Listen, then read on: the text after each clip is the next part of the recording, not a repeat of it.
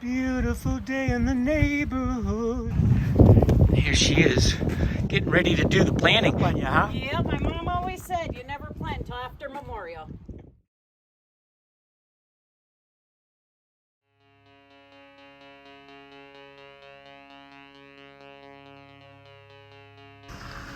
Here we go.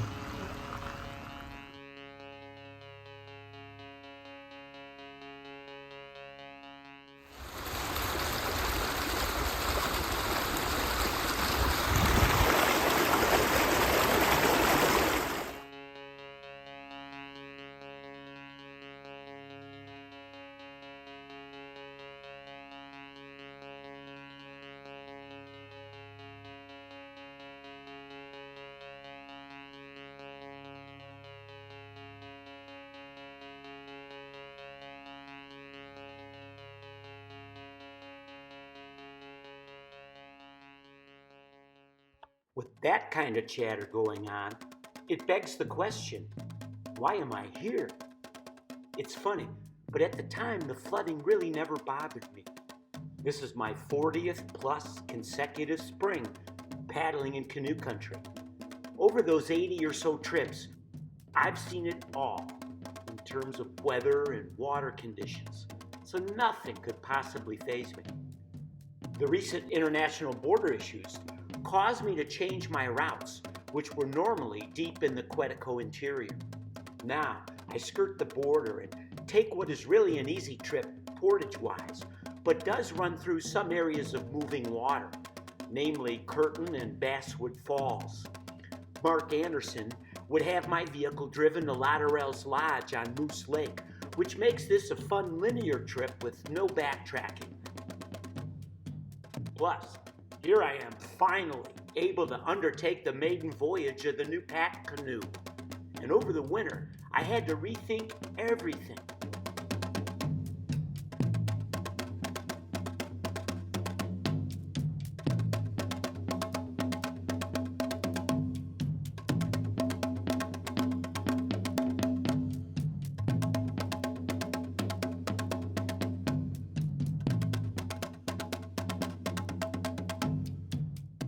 I've been measuring and tinkering with the outfit all winter, downsizing everything to fit into this tiny new boat.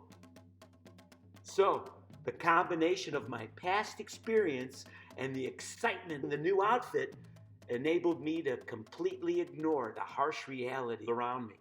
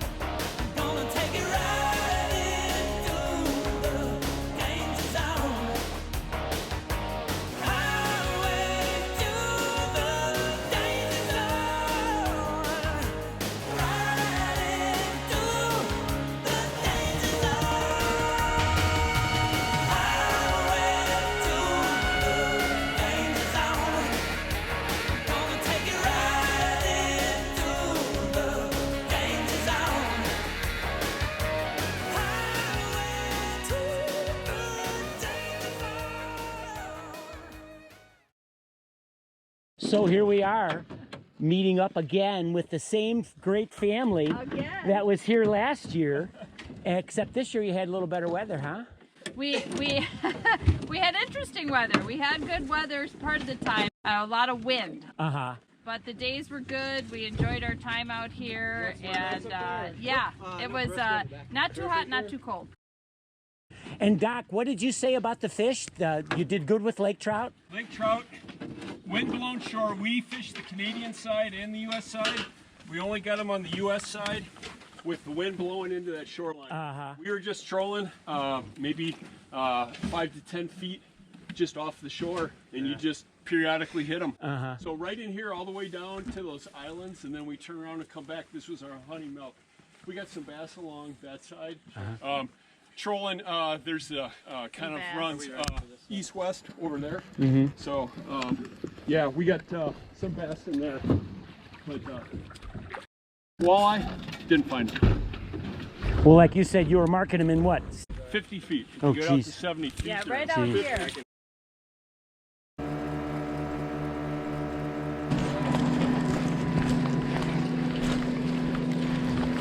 Have a great trip, you guys. Yeah, you too, man.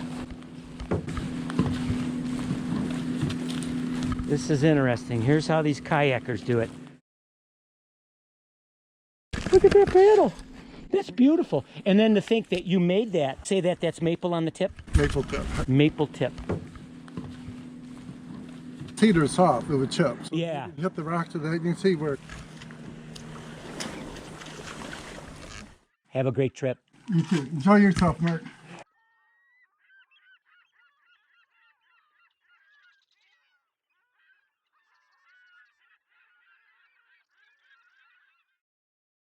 So here we are, launching out with an entirely new outfit, one that will greatly increase both speed and travel range.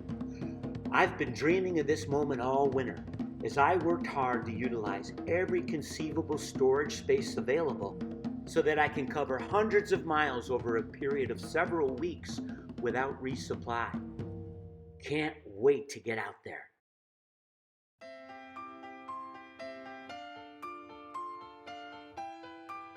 Well, here we are on Lac LaCroix. I am amazed at how fast this canoe is. I'm sailing away, set an open course for the virgin sea, 'cause I've got to be free to carry on.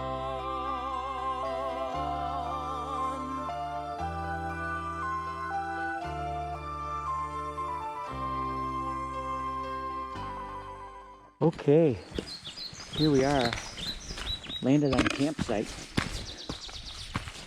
Let's check it out.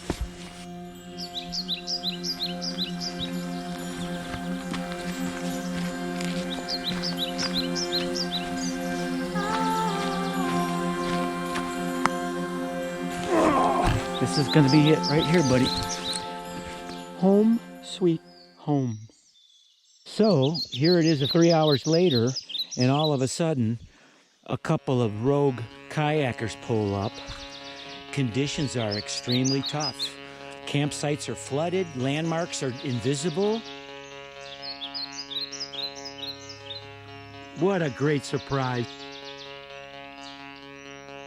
Wow, how lucky was that to run into you? For crying out loud, you're a neighbor. You know what the luck is? That we got the same shuttle in the same day on the same boat. How's that going to happen? We live like 20 miles apart. And on the same river. Yes.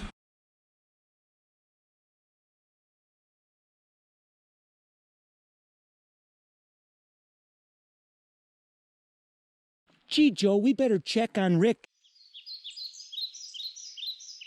He's probably like taking a nap, don't you think?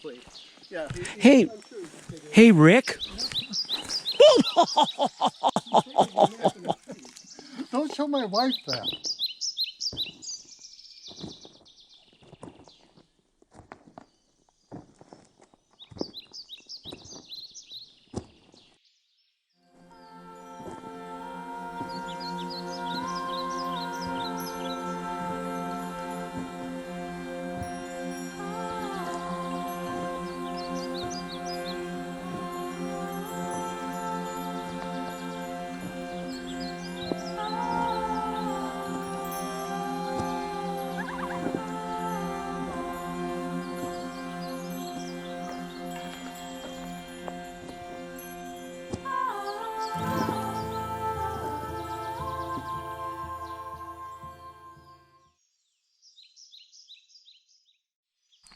So Rick, this is your kayak. How long is that one, did you say? 17 foot 10 inches. 65 pounds. 20.5 inches wide. It's narrow and long. It doesn't have a whole lot of rocker, but for major turning, straight and easy to paddle. And the guys are going to give me a little paddling lesson. Pressure on the left foot.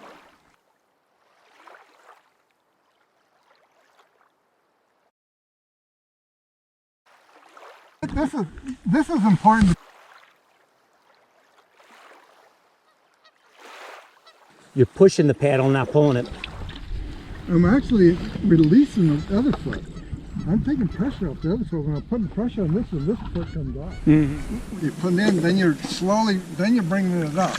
But it's important to angle forward, then go in.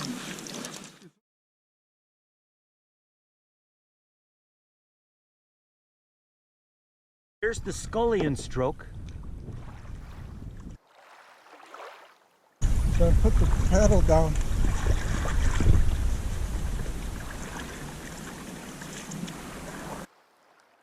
Wow, you turned on a dime.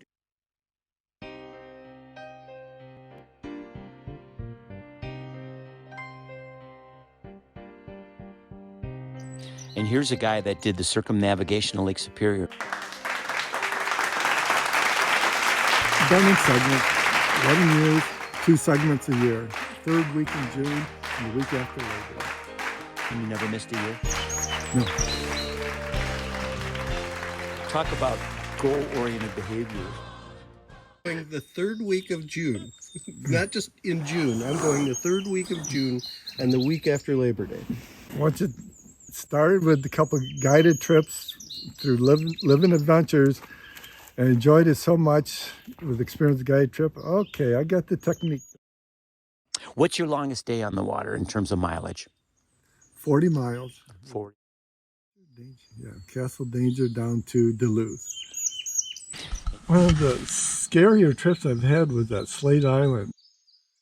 Size straight line winds came in at 1 o'clock in the morning in the middle of the night.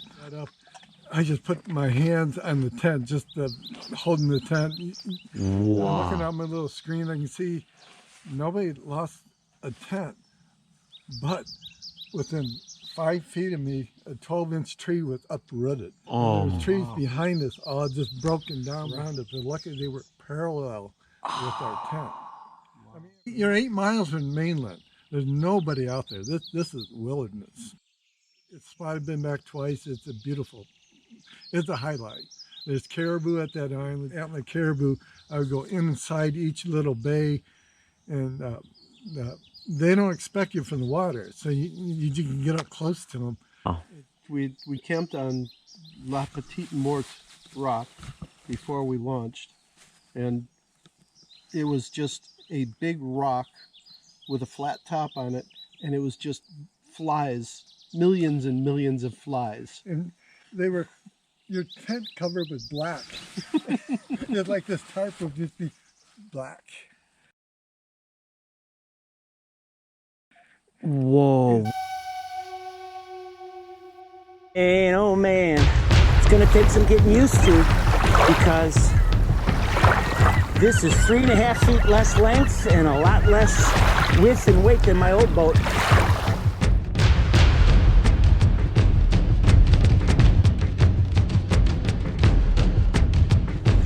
This thing is an absolute torpedo in the water. Like right now, I'm probably moving at about a 3.5 mile an hour pace. It's going to increase range. This kayak paddle helps because you've got a brace on both sides all the time. So we'll see.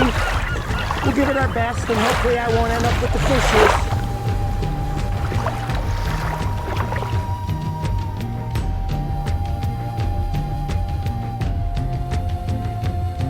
Paddled away from camp right into an area that's supposedly good for bass. I haven't fished here, but I've got intel that this is a good area, and So I'm in the lee of a cliff right now. There's some pretty good wind. It's gonna push me all the way down there.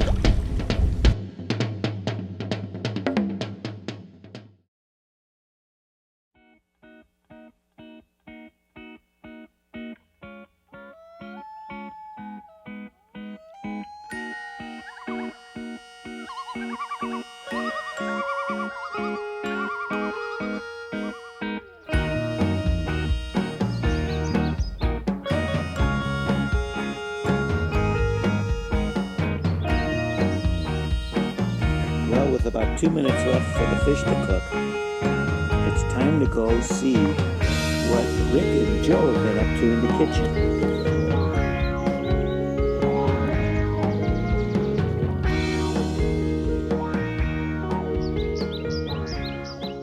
Dishing out taco sauce with refried beans, homemade organic salsa.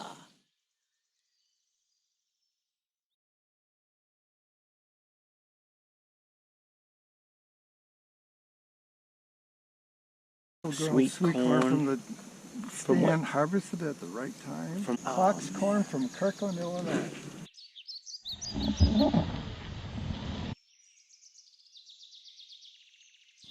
I'm here in the tent enjoying the cultural differences between canoeists and kayakers because there's a big difference. For example, here I am and I got a yard sale going on.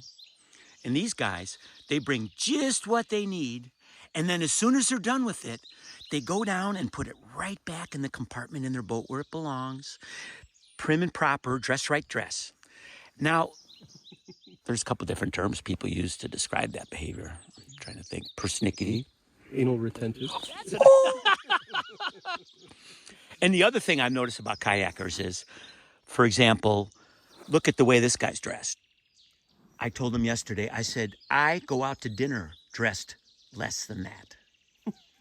Perfectly clean, perfectly matched. And then here is like the perfect Cabela window mannequin, complete with the biceps. But then the other big thing I noticed the difference is, so come morning time, I find myself waking up and having to keep quiet for a long, long time. These kayakers really like their sleep. Yeah, there's no place to go, so there's no rush to get up out of bed. So I got up this morning, cleaned up the campsite, went for a paddle, did some calisthenics, waiting for these guys to wake up. Read War and Peace. So what do you guys find to be the big difference between canoe and kayakers? Why aren't you canoeists? For me, it's a lot about not understanding how a canoe works.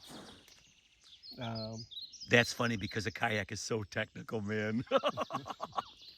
That may be, but I look at a canoe and I don't understand how it works. And so there's a certain fear factor of it. There's also the idea that everyone that I've known that was a canoeist, they were freight haulers. They would bring just like the kitchen sink with them. And I have nothing against that. I just don't see the point in it necessarily. Yeah. And finally, with a canoe, a typical canoe, you've got so much exposure to the wind, and I just don't have that.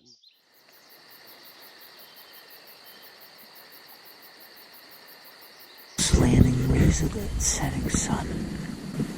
Look at that.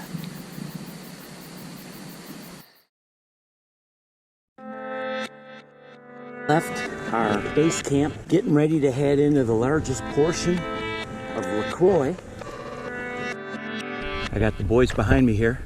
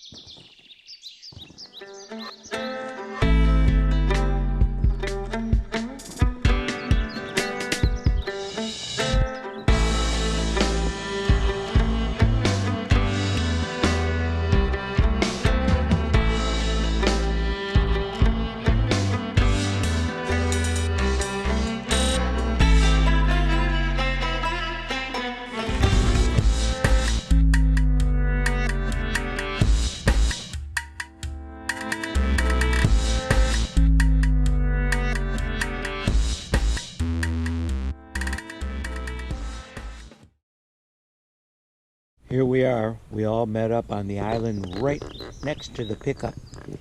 It turned out to be a 5-star site. Had that stuff over there. That's the last place I expected. I was expecting that way. Came down and just doing a circle this way. And we were giving up. Yeah. If you hadn't yelled, we would have never found you. The thing I can't get over is when Joe took his kayak course and he was out at night after dark in 6-foot waves and capsized. Had to do a re-entry. I think anything in the world could ever scare you. Yeah. Mosquitoes scare me.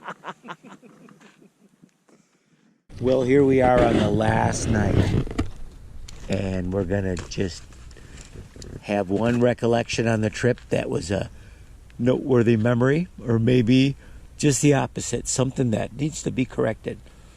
So we'll start with you, Joe.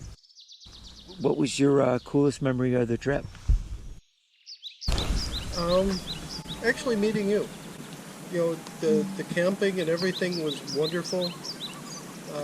Going to the pictographs was fine. Great if the pictographs had been above water.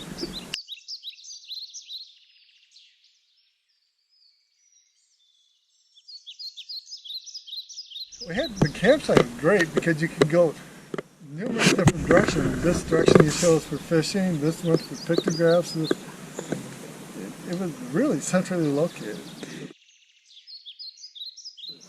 And we're so thankful for you that your camp. I'm thankful for you guys.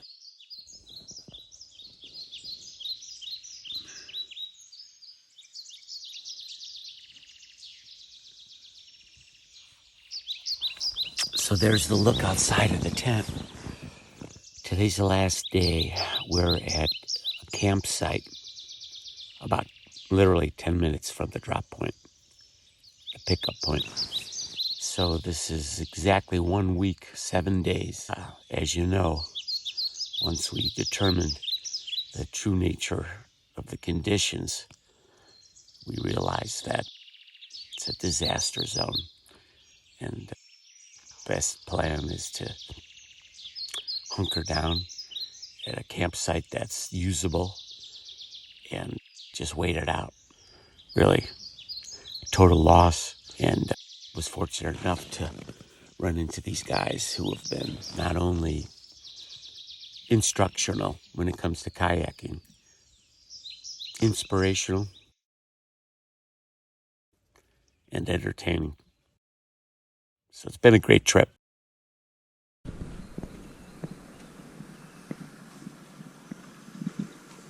Here we are on the final morning, getting everything packed up.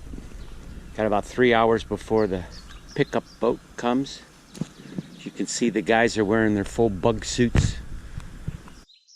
First started off with the black flies, now it's mosquitoes.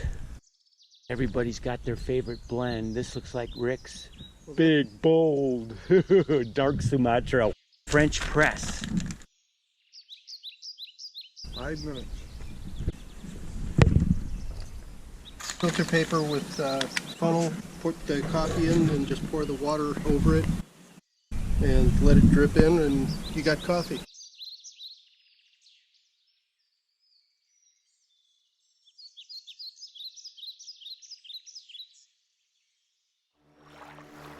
Here comes the boat. Pickup point is right there. I'm basically stowing away with these guys.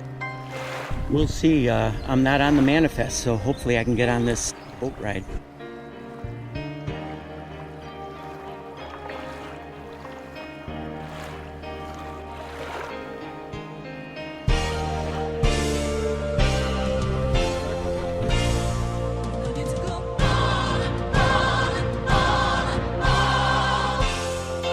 That back end note.